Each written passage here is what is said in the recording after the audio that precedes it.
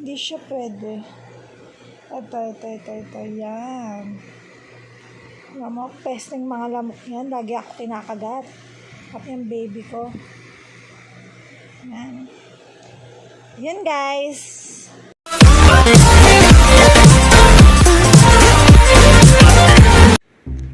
Hello, everyone. I'm Momsis and welcome to my YouTube channel. So, for today's video, I'm gonna show you how to use the Animal 4D Plus application na okay para sa mga momsy dyan na toddlers na ang mga baby. So, bago tayo mag-start, gusto kong mag-thank you sa mga nag-subscribe sa akin dyan at sa mga hindi pa nakasubscribe. So, mag-subscribe na kayo. And, ayun, mag-i-start na tayo. So, paano nga ba gamitin to si Animal 4D Plus application? So, yun nga, para sa akin, okay na okay itong application na to. Para sa mga momsy na ang baby dyan is recognize na yung mga baby nila ng mga bagay-bagay. Mas madali natin ma-describe sa kanila yung mga hayop, prutas. Ito yung mga nare-recognize ni 4D Plus, Animal 4D Plus application. Bago ko i-explain sa inyo ng tuluyan, gusto kong may munti lang akong paalala sa mga momsy dyan. Siyempre, huwag pa rin natin sanayin na gumamit ng matagal yung baby natin ng mga cellphone. Bigyan lang natin sila ng onting time. Siguro mga 30 minutes or less pa doon. Okay na yun.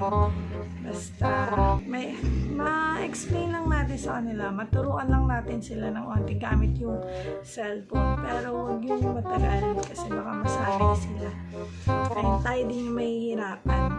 Tapos, ayun. Yun lang naman. What the fuck? So, ayun guys, mag-start na tayo. So, ayun guys, punta muna tayo syempre sa Play Store. Ayan, search yung Animal 4D. Tapos, kanina ko pa kasi siya sinerch, kaya nandyan na siya. Tapos, install nyo lang yan guys. Yan. Tapos, antayin lang natin siya ma-install syempre. So, ayun guys, na-install na siya. I-open na natin siya. Allow nyo lang, allow. Lahat ng lalabas, allow lang.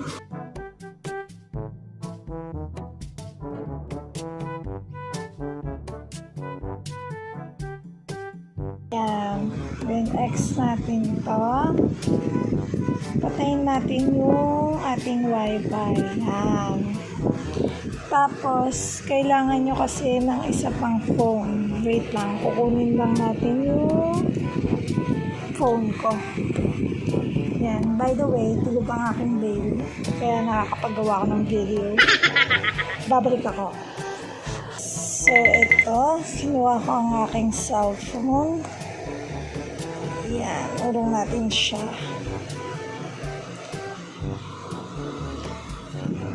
Sample ko sa inyo guys ha.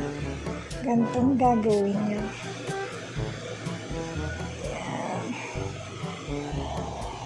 Oops, makita nyo yung password ko. Siyempre bubuksan nyo yung wifi or internet. Then, punta kayo sa browser. Search nyo ay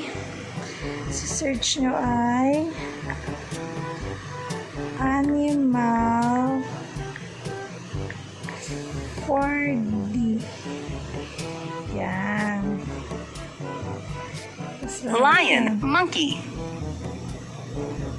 Yung nagsasalita na gano'n. Lion, monkey. Ayan, nakita nyo na, guys. Yan. Monkey, zebra, lion. Yan. Lion. Yan, ayan siya, guys. May sound effect din siya.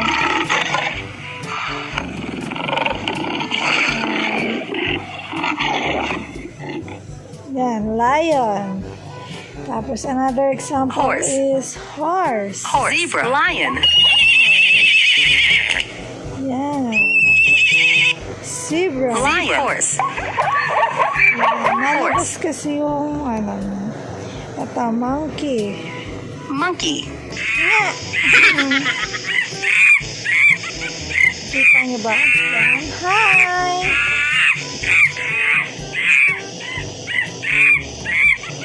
Char.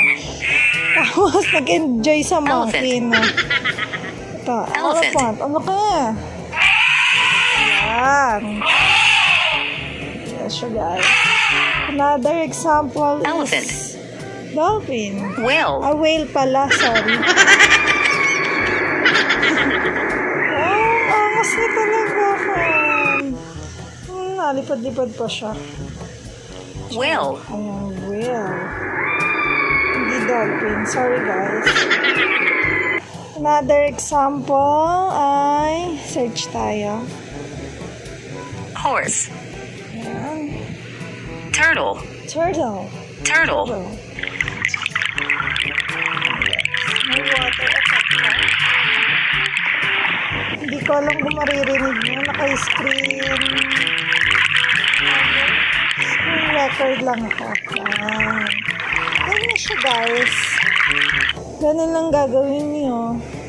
Elephant. Elephant ulit. Sample ko na pala yan. Elephant. Ang earth. Hindi kasi siya animal eh. Turtle. Animal lang. Turtle. Turtle. Lion. Monkey. Ito, Bess. Si Bess. Yan, si Bess. Snake. Snake. Si Bess. So, yun guys. Snake. Kita nyo naman. Ganyan lang ginawa ko. Ganyan lang ginawa Lion. ko. Ano to? Octopus? Narwhal. Narwhal. Ay, pwede na siya sa grass. Grass. Ay, grass. It's nothing. Ay, pwede rin pala siya sa mga plant. Yan, carrots, banana, grass, mga ganyan. Snake. Turtle. Yan. Rabbit. Rabbit. Rabbit. Ang year of the rabbit. Lamok. Lion. Ay, animal for the Horse. mosquito. Lion. Lion. Lion. Kita. Yan, search natin. Ayan. Hindi siya pwede. Ito. Yan. Lamok. Pesting mga lamok yan. Lagi ako kinakagat. At yung baby ko. Yan. Yun, guys. So, ayun, nakita nyo naman sa pag-explain ko na kung paano yung gamitin si Animal 4D Plus application yan.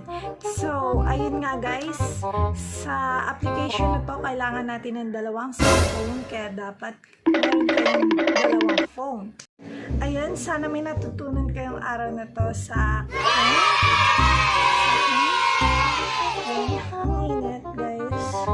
Sana matapos na itong lockdown na ito at makapag-singin na kami ng baby na. Gagala ko na siya. So, ayun. Kailangan ko nang magpaalam. Baka magising na ang aking bell loves. Pumuslit lang ako dahil nakatulog siya. Napatulog ko siya. Then, ayun, binabantayan lang siya ng kanyang daddy. Kaya, nakapag-video ko ng ganito. Char. So, ayun, kailangan ko na nga magpaalam.